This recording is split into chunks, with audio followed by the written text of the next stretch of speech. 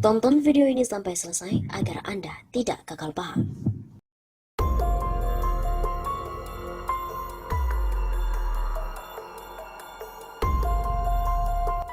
Hati-hati, pecah perlawanan rakyat pun tak bisa dikendalikan.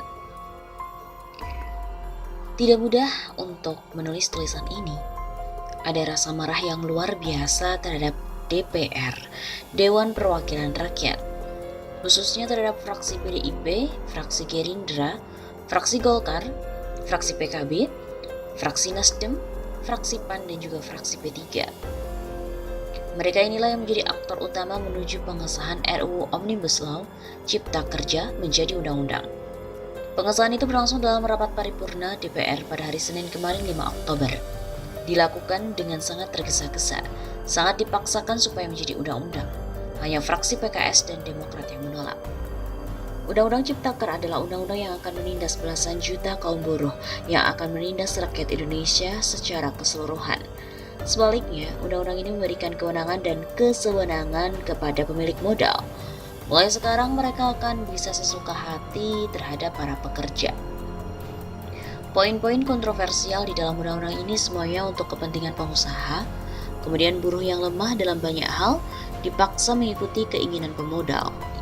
Tidak ada lagi pesangon yang memihak karyawan karena diberhentikan oleh perusahaan. Pesangon PHK berkurang sangat drastis. Tidak ada lagi batas upah minimum. Jangan lagi harapkan cuti yang sifatnya peri kemanusiaan. Cuti 2 hari seminggu tidak ada lagi. Pasal 79 Undang-Undang Ciptaker menghapus cuti ini. Juga dihapus istirahat 2 bulan setelah bekerja 6 tahun berturut-turut.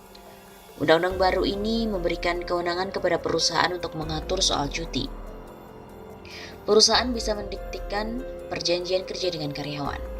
Menurut Undang-Undang Ciptaker, tidak ada lagi istilah karyawan tetap perusahaan. Para pekerja boleh dikontrak seumur hidup. Inilah yang diatur di pasal 59. Itu bermakna tidak akan ada lagi skema pensiun untuk karyawan. Karena sistem kontrak yang berlangsung terus-menerus itu tidak membebankan kewajiban kepada perusahaan untuk menyediakan skema pensiun. Bahkan Undang-Undang Ciptaker akan memberikan keleluasaan kepada pengusaha untuk tidak membayar upah sesuai ketentuan.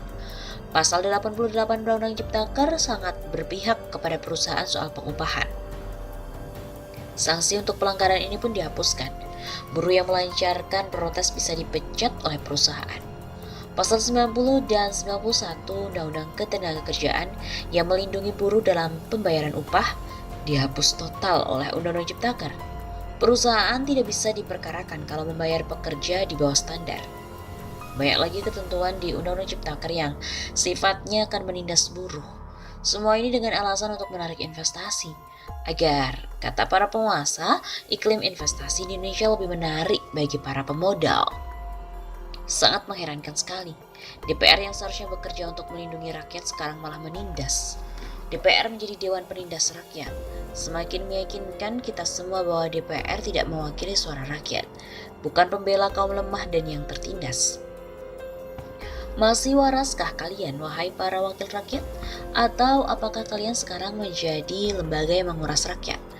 Tetapi ada satu hal yang dilupakan oleh PDIP, Gerindra, Golkar, Nasdem, PKB, PAN, dan P3, bahwa mereka akan diingat sebagai para pengkhianat. Rakyat akan menghukum mereka. Hanya saja memang tidak mudah menghukum mereka, karena hukum ada di dalam genggaman mereka. Kita lihat saja, perlawanan dari rakyat akan menemukan jalannya sendiri. Secara alamiah perlawanan itu akan bangkit. Mungkin saja penindasan akan berlanjut terus oleh DPR dan para penguasa eksekutif. Boleh jadi mereka akan semakin menggila-gila dalam pengkhianatan.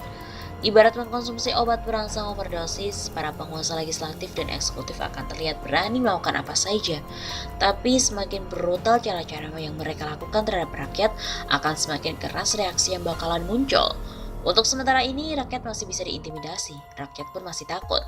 Namun, begitu perbuatan sewenang-wenang mereka itu meluas, perlawanan rakyat bisa tak terkendali. Jadi berhati-hatilah.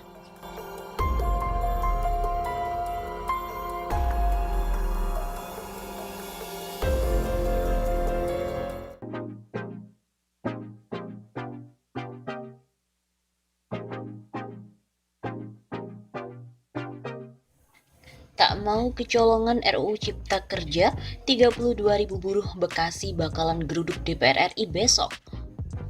Sebanyak 32.000 buruh dari sejumlah perserikatan buruh dari Bekasi akan menggeruduk gedung DPR RI pada hari Senin 5 Oktober. Hal tersebut dilakukan guna mengawal Omnibus Law RUU Cipta Lapangan Kerja. Aliansi Persatuan Rakyat atau Perak Bekasi, yang merupakan salah satu aliansi buruh terbesar, telah melakukan rapat koordinasi di Sekretariat FKI sejak pukul 3 sore sampai dengan 5 sore pada hari Minggu 4 Oktober. Rapat gabungan Aliansi Perak hari ini pun diikuti oleh perwakilan Serikat Buruh Kasbi, GSBM, FPBI, GSPB, FKI, SGBN, dan juga lainnya. Aliansi Perak sendiri memiliki anggota buruh kurang lebih 32.000 orang di seluruh Bekasi. Hasilnya terdapat 3 poin pendapat atau sikap Aliansi Perak dalam menyikapi Omnibus Law RUU Cipta Kerja yang bakal dibawa ke rapat paripurna tanggal 8 Oktober mendatang. Adapun sikap dari Aliansi Perak yang pertama yakni pengesahan tingkat 1 Omnibus Law Cipta Kerja yang dilakukan DPR pada hari Sabtu 3 Oktober hingga tengah malam sangat tidak wajar dan juga terkesan terburu-buru serta terkesan begitu dipaksakan. Yang kedua, aroma busuk ketidakwajaran pada poin 1 melahirkan dugaan adanya kemungkinan rapat paripurna ketok palu Omnibus Law RUU Cipta Kerja dilakukan pada hari Senin 5 Oktober. Tegas Koordinator Perak Cecep Sarifudin lewat siaran persnya pada hari Minggu 5 Oktober. Untuk mengantisipasi kemungkinan pengesahan secara terstruktur pada 8 Oktober 2020 mendatang, Aliansi Perak akan menerjunkan para buruh untuk menggeruduk gedung DPR RI. Aliansi Perak akan mengerahkan massa buruh ke gedung DPR RI pada hari Senin besok. Begitu tandasnya.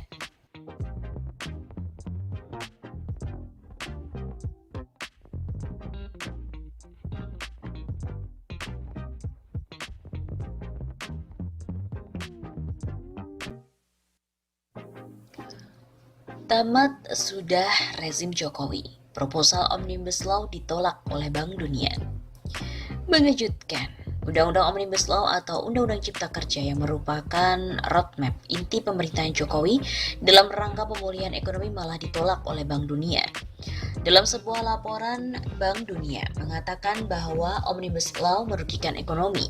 Proposal Omnibus Law yang bertujuan melanggengkan eksploitasi sumber daya alam ultra neoliberal malah ditolak Bank Dunia.